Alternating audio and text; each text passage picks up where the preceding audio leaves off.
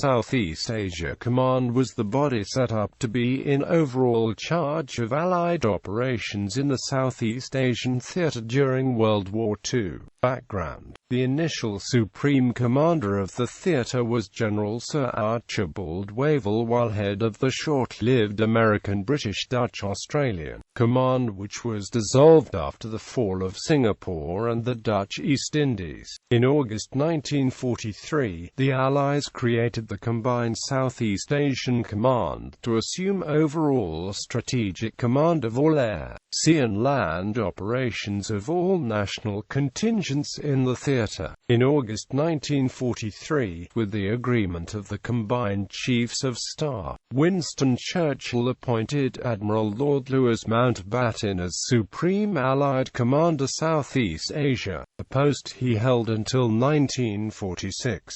The American General Joseph Stilwell was the first Deputy Supreme Allied Commander, as well as heading the U.S. China-Burma-India Theater Command. Mountbatten arrived in India on 7 October and SEAC came formally into being in Delhi at midnight 15/16 November. The headquarters moved in April 1944 to Kandy in Ceylon. On 2 December 1943, the Combined Chiefs of Staff approved in principle a staff plan designating the main effort against Japan to be the Pacific as the most rapid means of coming in range of the home islands for aerial bombardment.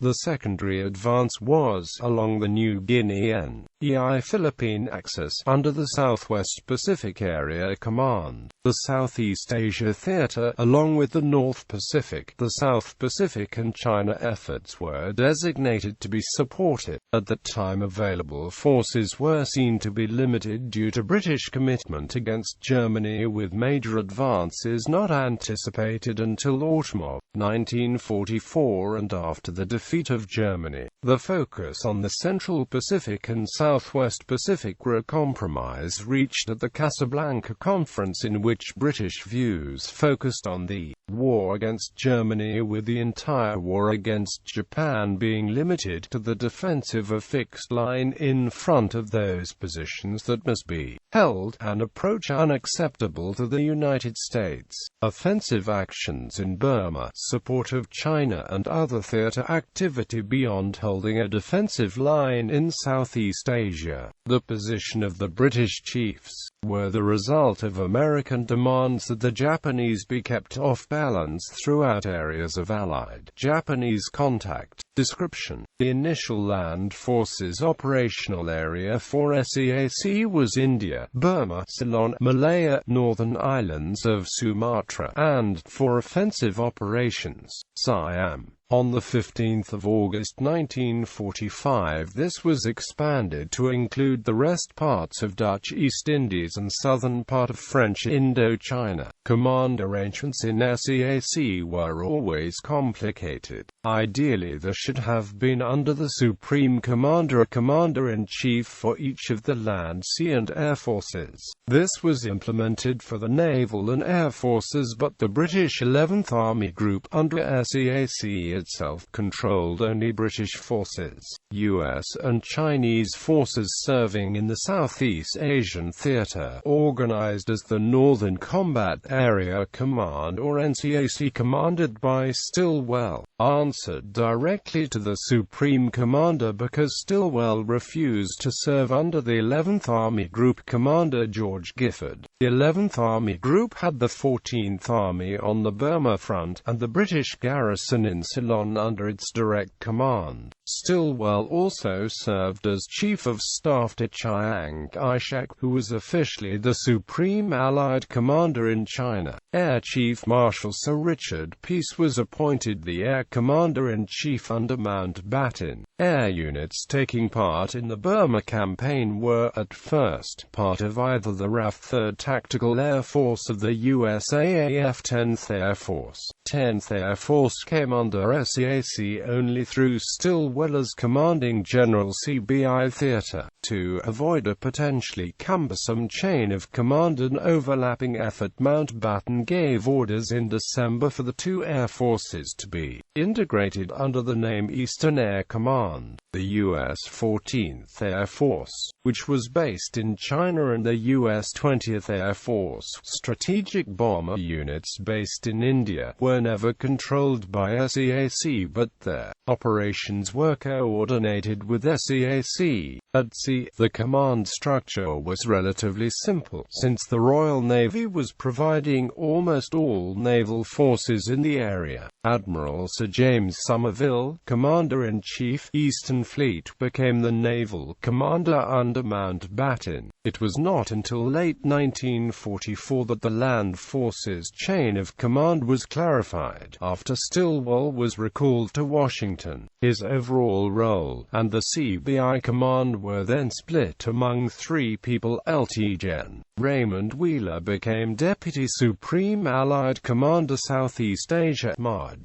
Gen. Albert Wedemeyer became Chief of Staff to Chiang and Commander of U.S. Forces, China Theater. Lt. Gen. Daniel Sultan was promoted from Deputy Commander of CBI to Commander of U.S. Forces, India-Burma Theater, and Commander of the NCAC. The 11th Army Group was redesignated Allied Land Forces Southeast Asia under a new commander, Lieutenant General Oliver Leese, who had relinquished command of the 8th Army in Italy, and NCAC was placed under ALFSEA. As the drive to liberate Burma began in earnest, however, Chiang Kai-shek and Wedemeyer made increasing demands for NCAC's formations to be moved to the China Theater to meet the threat of Japanese attacks. For the North, once the Burma Road from Mandalay to Chungking was secured, NCAC became passive, and in March 1945 Mountbatten agreed to the U.S. and Chinese troops in NCAC being gradually withdrawn to the China RAF aircraft destined for SAC had the word "snake" applied after the serial during ferrying to prevent them being appropriated by other commands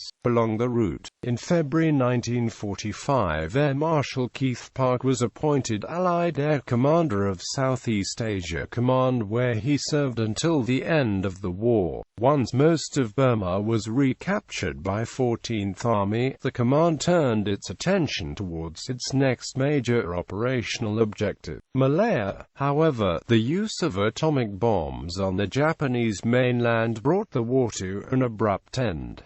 Post-World War II, the command shifted its emphasis from combat operations to military government, and the repatriation of internees and prisoners of war. The borders of SAC were adjusted in the aftermath of the war. French Indochina was added, along with Borneo, most of which had already been captured by Australian forces, under the Southwest Pacific Command, and Java. This added immensely to the problems of the command. Western governments expected SAC to re-establish colonial regimes in territories lost to Japan in 1941–45, and in which anti-colonial, nationalist forces had gained strength. British Commonwealth troops were landed in the Dutch East Indies and Indochina to facilitate the return of forces from the pre-war colonial powers. The force landed in the East Indies was the Indian 15th Corps, which included 5th Indian Infantry Division, 23rd Indian Infantry Division and 5th Parachute Brigade. Military government was soon established in Burma, Malaya, Singapore and British Borneo. Sarawak and Sumatra did not prove to be major headaches for the British, except that one Japanese unit in Borneo refused to surrender until November 1945. Thailand, although it had officially been an ally of Japan, quickly resumed both its independence and its ties with the Western powers. Because of shortages of personnel, some use was made of Japanese surrendered personnel in these areas. The Allies found that the wartime allies in the Viet Minh in Indochina, and Indonesian nationalist forces in the East Indies, were well armed. well organized and determined. It was intended that British forces would temporarily enforce military government over a small section of Indochina, because of local resistance, logistics and French sensibilities. However, in the end the commander of British forces declared de facto military government, to make it possible for French forces to return, aided by armed militias formed by the Japanese during the occupation. Indonesian nationalists in Java declared the Dutch East Indies a republic, and independent from the Netherlands. The British intended that the Dutch colonial administration should return, and assisted a small military contingent, the Netherlands Indies Civil Administration. However, they initially avoided significant conflict with the nationalists. It was only possible for British forces to establish military government in parts of Indonesia, and they found that the location of Allied prisoners of war and civilians interned by Japanese forces were sometimes used by nationalists in bargaining for political ends. British troops found themselves in increasing conflict with the nationalists. The nationalists attacked JSP garrisons awaiting repatriation, to seize their arms. A British brigadier, AWS Malaby, was killed as he pushed for the nationalists to surrender the weapons. As a result, on the 10th of November 1945, Surabaya was attacked by British forces, leading to the bloody Battle of Surabaya. The city was secured later that month. The battle for Surabaya was the bloodiest single engagement of the Indonesian national revolution. However, the British were reluctant to devote the scarce resources to a defense of Dutch interests, and withdrew from Indonesia. Disbandment. As 1946 drew on under its second and final commander, Lieutenant General Montague Stopford, SEAC discharged its final tasks and was disbanded. It was no longer felt that a joint command was needed in the area.